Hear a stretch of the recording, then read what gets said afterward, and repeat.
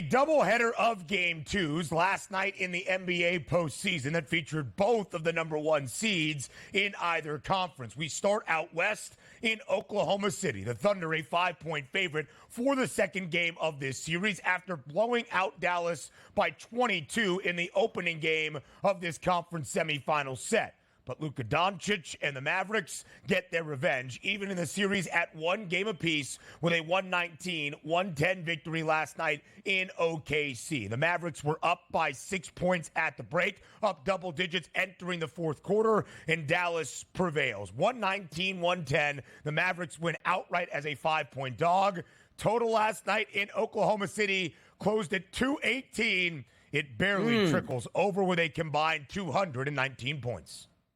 It's pretty crazy how this actually goes down, because you watch this and say, how can you win a game number two after getting beaten game number one on the road? Well, the premise here is you better shoot the lights out from three-point land, and you can do damage. You take a look at the game last night, 18 of 37. Doing the math, that's 49% on the road from three-point range. And also, this is a team that was, I don't want to say struggling, but Luka Doncic certainly was struggling from three-point range. He goes 5 of 8 last night. And starting off the show saying, myself yesterday, okay, how can Dallas hang around? You know, Luka might be on one leg out here. You need the secondary guys to step up. But I'm not even talking about Batman and Robin here, Kyrie Irving. I thought he would have a great game last night. Didn't end up betting it, but the 23.5, 24.5 points prop for him, I thought certainly would be in play, because maybe Luka Doncic would say, you know what, let me turn this offense over to you. I'll set you up, see if you can knock down some three-point shots. Kyrie Irving only shot 2 3-point shots last night on a team that made close to 50%, and he didn't make any of them. He was 0 for 2 and 9 total points in that game, but he made up for it certainly by leading with assists at 11. That was an impressive performance out of the Dallas Mavericks, because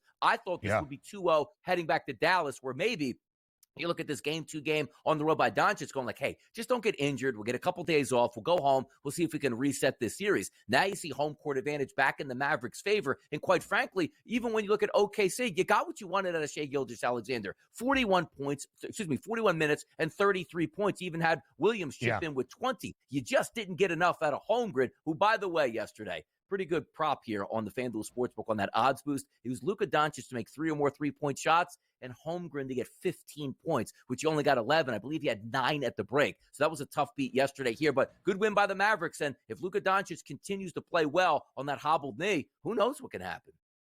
Listen, that's been the story of the postseason. It is often the story in basketball when an underdog is able to pull off the upset. Look first and foremost at how that team shot from 3. As Donnie said, 18 of 37 last night, nearly 49% from deep for Dallas, led by Luka Doncic. He had 5 threes in the last 4 games for the Mavericks entering last night. He was 5 of 35. He made as many triples, 5 of 8 last night, as he did in the previous 4 for Dallas. But it wasn't just his 29-point double-double in that starting 5. It was also the 29-point double-double from P.J. Washington, who was really the leader from deep, 7 of 11 from 3 for the Mavericks. But it's clear that Luka Doncic is not 100%. Luka, after the game, saying that he is battling. Numerous times throughout the game, the camera would see him hobbling around or getting treatment on the bench to make sure that he could still perform.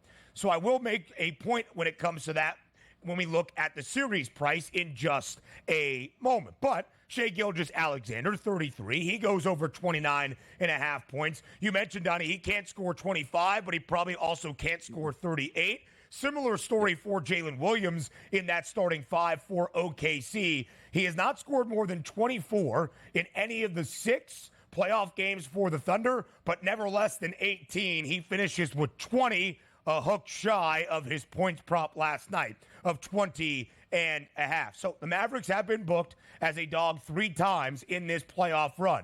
They have won outright twice, and of course they lost by double digits in game number 1 against OKC. Just the second over for Oklahoma City here in this postseason, and their first loss outright, their second time not covering. So game number 3 tomorrow afternoon in Dallas. Not the longest turnaround as we change venue for the first time, but not the farthest trip between Oklahoma and Texas. I mentioned this, Donnie, because the Mavericks are a 3-point favorite for game number 3. Luka with a much better game last night, but still not 100%.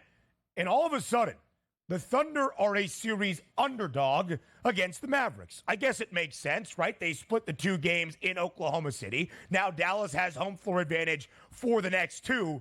But OKC, the number 1 overall seed in the Western Conference with its first loss in this postseason run, and only by single digits, albeit at home, is now a series underdog.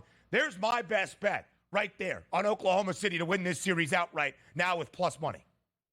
Yeah, no, by the way, the odds market is correct here because as we take a look at whether it's football, hockey, or whatever, when you're on your home ice or your home field at that point, you are going to get the benefit of the doubt and you should be favored. And quite frankly, in the NFL, 3 points, 3.5 points, whatever it might be for home field advantage. Same thing in the NBA. You now wrestled home court advantage away from Oklahoma City, who hadn't lost a game yet in the playoffs. Now you return home and you can put the pressure on. But if you're Oklahoma City, what do you want out of this? Yes, you would love to win 2 games on the road against the Dallas Mavericks and close them out in 5 at home. But now all of a sudden you're just saying, you know what? If we could just survive in Dallas, pick up one of those games, we reset the market back to our favorite, and we'll have the best of 3 with 2 games in our own building. It'll be interesting to see how Oklahoma City comes back from this because when we talk about Ben, like fighting adversity, they didn't really fight any adversity yet. Quick sweep here in round number 1, easy victory in game number 1. Now you're down here.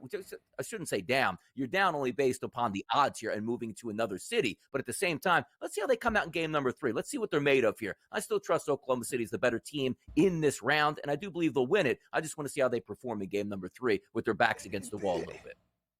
What is this wish-washy DRS stance? You were the one that entering this series made point after point about how the Thunder were disrespected as the number 1 seed. And I present they are now a series underdog, and you say, hey, let's see how they bounce back from some adversity? Come on!